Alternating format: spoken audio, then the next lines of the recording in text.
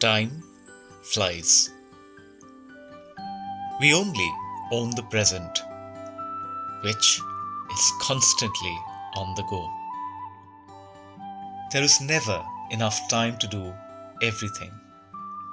So all we have to decide is what to do with the limited time available to us.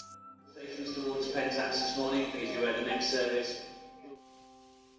Well, perhaps there is only one thing that is more precious than time, and that's who we choose to spend it on.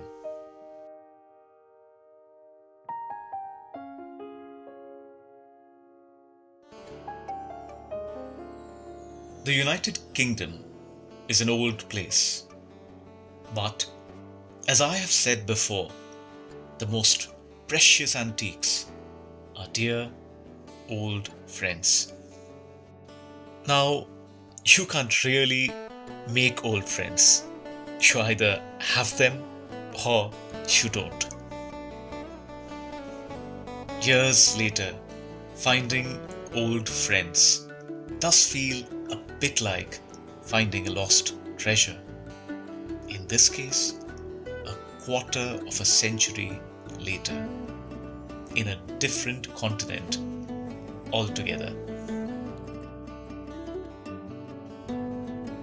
After having parted ways in 1998 from school, we had planned to meet in the second largest city of the United Kingdom, Birmingham, approximately around 100 miles northwest of London.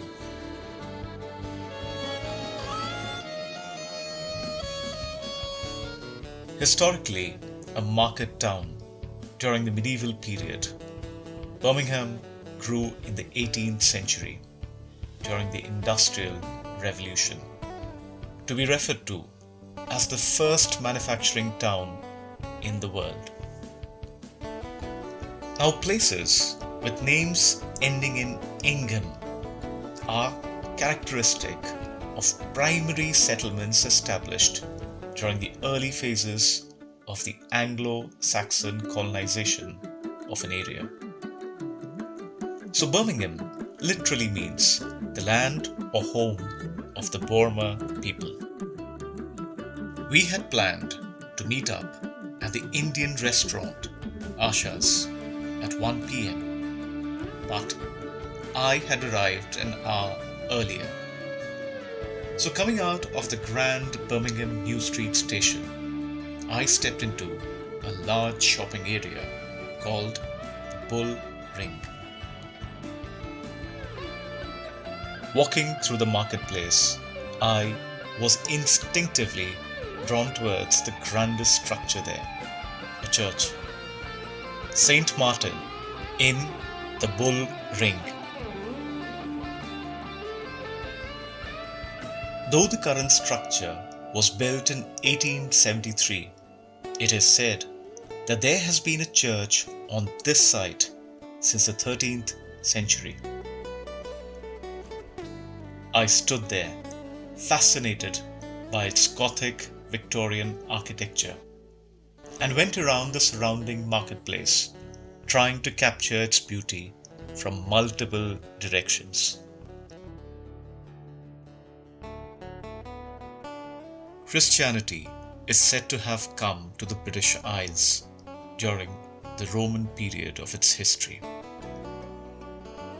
Have read that there are over 40,000 church buildings in the UK.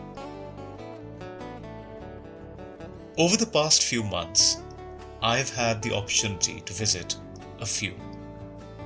They have always fascinated me with their artifacts and antiquity.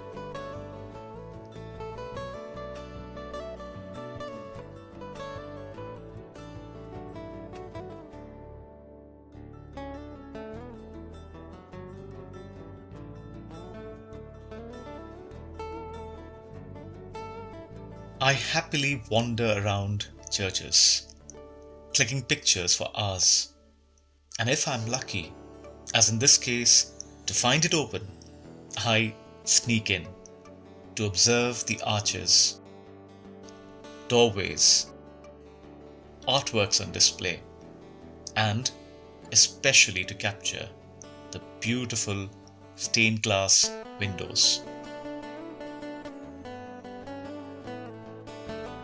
There is so much beauty in the fabric of these buildings,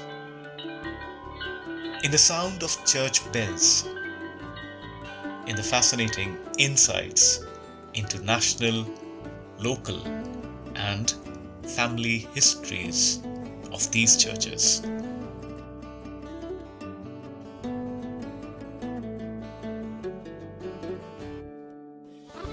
Left to me, I could have spent the whole day there, not praying, but just absorbing the place.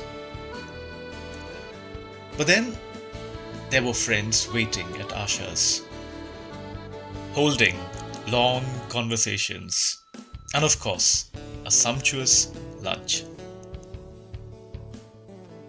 It was indeed worth every minute spent. Thank you so much, Amitabh, Lavina,